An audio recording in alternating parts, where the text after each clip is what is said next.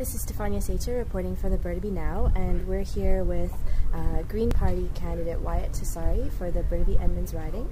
And our first question is, how long have you lived in Burnaby? I first moved to Burnaby 2 years ago to start my career, and since then I've been working as an engineer. Why do you think you are uniquely qualified to represent the riding?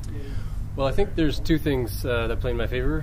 One is that I've lived abroad. When I was 5 years old, my parents moved to France, and I learned what it was like to go to a school where you don't speak the language and having to build a life in a new country. So obviously in Burnaby-Edmonds, there's a lot of people, new Canadians coming in, and in that sense, I think I understand what they're going through some. And the second thing, as a young Canadian, I don't have the choice but to take the long-term problem seriously because I'm 26 years old. If I want to be in politics in 20 years, I have to take the future seriously because I'm going to be paying the price if I don't. So in that sense, I'm more accountable to the future than older politicians are. What would be your own personal priority as an MLA? My own personal priority as an MLA would probably be to fight for the younger generations, to fight for the future. There's a lot of politicians in Victoria and in general that'll, they're very good at focusing around right now, what you want right now, but they're not very good at thinking up ahead of time. And so as a young politician, I would bring that to the table. What accomplishment in your life are you proudest of? There are a few things, but the biggest one was when I was an engineering student.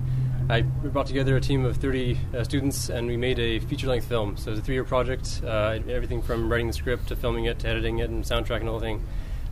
It was the first leadership challenge I've ever had, and it was probably the most rewarding experience I've had so far. Great. Who in your life has been a role model for you?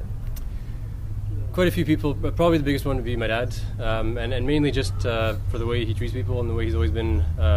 There's a sense of decency around him, and the way he was a dentist in Nanaimo for a while, and the way he treated the people working for him, and all of his friends and family is just it's a model I hope to uphold. And of course, the other thing is too, both my parents have a healthy disregard for social expectations.